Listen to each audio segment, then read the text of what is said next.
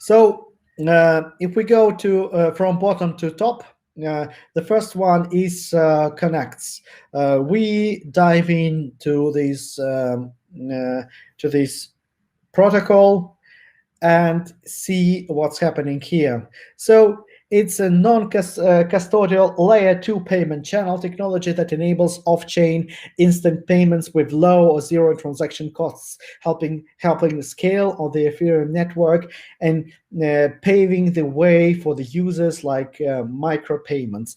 So they are focusing on the moving from main chain to layer 2. So this is the bullet point here, because they want to avoid high high gas, like we did with Loopring. Remember why I showed you Loopring before? So they try to avoid it this way with layer 2. And they are using DAI card. I couldn't find I couldn't open this protocol, so that the best way. So they're using DAI stable coin to be as a collateral in their transactions. So because it is frozen at the wallets, and in this layer 2 above a main net of Ethereum, they are resolving the issue. So if we look at the transactions, I would not trust that service too much, because the turnover is quite low. You can see lots of red. So as an expert, you need to reject this payment method. But we are just exploring. The second protocol that relates to the topic, if we read more about it, xDai. This is an Ethereum sidechain, practically the same. So second layer or side chain with 5-second block times, low gas prices, native token that is called xDai. So xDai is the token that is locked, and they have partnership between POA network and MakerDAI DAO, so decentralized autonomous organization. So, and they're using proof of autonomy consensus. So this is the same for proof of authority, but validators are managed by decentralized organizations. So practically the same as the previous protocol, but with addition to decentralized autonomous organization, like we talked about at MakerDAO. So this is practically pretty much the same. They have the sort of burner wallet. So if we open it, we can see. So this is the burner wallet. So I don't see any special about it. So they just created their wallet so that on the side chain the transaction could be held. So let's go back to Connext, what they declare. So decentralized web. I would not see any value in that. I would not see any innovation in that. So they're just giving us general words about the service providers and digital economy and so on. So this is something that does not convince me much, to be honest. So let's have a look at that's it. xDai stake, the same what we read on DeFi Pulse. They're using it as a stable coin and having all those transactions via xDai stablecoin.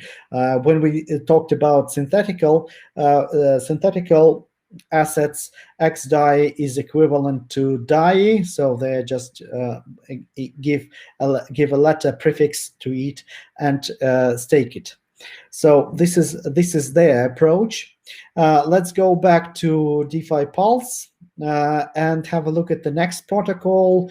It is called Lightning Network Protocol. So what is special about it? It's not on Ethereum, it's on Bitcoin. So the good old Bitcoin.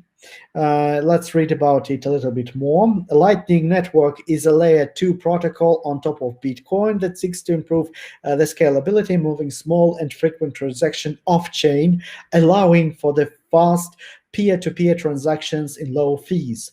So we see that this is practically the same what we have discussed before when we were talking about Ethereum protocols and the previous protocols based on sidechain or layer 2 chain above Ethereum. Pretty much the same, but on Bitcoin on Bitcoin network and blockchain. So what is special about it is the regulations of the participants here. So imagine you are in the circle of your friends and you owe to each other different amounts of money. So, and you have to calculate if Peter owns $100 to James and James owns $50 to Nick. So Nick and Peter have their certain transactions and they can just subtract those debts and give it to a general total conclusion. But here the protocol does it itself, and this is quite smart of them. But the whole principle, if we look at this protocol, is pretty much the same, going about from main chain to another to a side chain or layer 2 chain, creating the chain the same like we had in the previous examples. So this is Lightning Network. We can go to it. We can dive to it a little bit more. So they are describing how they work, pretty much the same, and what's particular about them, they just take some bitcoins from mainnet, do transactions within a certain circle, not like in Ethereum through the whole layer 2, but and just when the transactions are finished between people and institutions, the network is closed. So that's a little bit smarter in that respect, but the general principle is pretty much the same. Let's go to the next protocol. The next protocol is called Matic Network. I have not used it personally, but again, let's take it as a research for us. It's a hybrid POS plus Plasma sidechain on top of Ethereum. So you see that this is again the same principle that avoids the main chain of Ethereum and gives a sort of solution based on sidechain to scale their network and to use to have the more speed in transactions. So this is pretty much the same. If we go to the if we go to the usage, we can easily use it with MetaMask wallet, which is a browser wallet, so to say. We have a separate extension that allows us to use this network. So again, I don't see any special. So let's go to this website and have a look at it briefly. So they give their architecture. So their architecture is pretty much the same. You could see that the Ethereum mainnet is moved to a smaller side chain Matic. So this is the name of the side chain, and that's how they built their architecture. Again, nothing innovative and nothing sophisticated, to be honest. And we are becoming a sort of experts who understand that. So Polygon is their network for Matic. So you can read about it if you want. You can if you want to explore a little bit better. Then let's see what's on top. We have Flexa payment. Let's read about it a little bit more. So it's an instant fraud-proof payment network for digital assets using Flexa-enabled wallet app. Anyone can spend a variety of cryptocurrencies, ERC20 tokens, stablecoins, and reward points, or at brands across US and Canada. So making a payment with Flexa takes less than a second. So that's quite fast. Especially imagine ourselves to be at the supermarket, and if we are ready to pay, so a second is enough for the transaction. You can go after the payment at the cash desk. So it stores online, and Flexa is composed of decentralized infrastructure. So we see something ambiguous here. So this is a decentralized protocol, but works very fast, and it doesn't only lock your transaction on your wallet like it happens with decentralized exchanges or decentralized applications. It guarantees the payment, and it looks very interesting how they do that. The difference between, even in descriptions, in the first words of descriptions of DeFi falls, is so big that you start to draw your attention to this project. So that's interesting. Let's read further on. Core to Flexa network is the AMP collateral token, which secures all Flexa payments in real time and allows the underlying digital assets transactions to ultimately confirm and settle on chain. Wow, looks impressive, to be honest, because they are telling us what centralized services are doing for us, but this is happening on a decentralized infrastructure. And the key to that, the answer to that, why it is happening that fast and conveniently, and it is so decentralized. The key response here is they're using the collateral, like Visa and MasterCard are using their authorities and agreements between stakeholders, between different stakeholders. They are using their authority. They guarantee the payment. That's what Visa and MasterCard and American Express are doing in general. So in simple words, but nobody does that at the centralized world, and Flexa is the first network that does that on the decentralized world, in the decentralized world, and in the centralized infrastructure. That's the innovation that sets these projects on the top of all the others. And practically, there is no rivalry. There is no other projects that they compete and be strong competitors to Flexa in this area. So let's go back. You see that the list in payment systems is very short, only 5 at DeFi Pulse.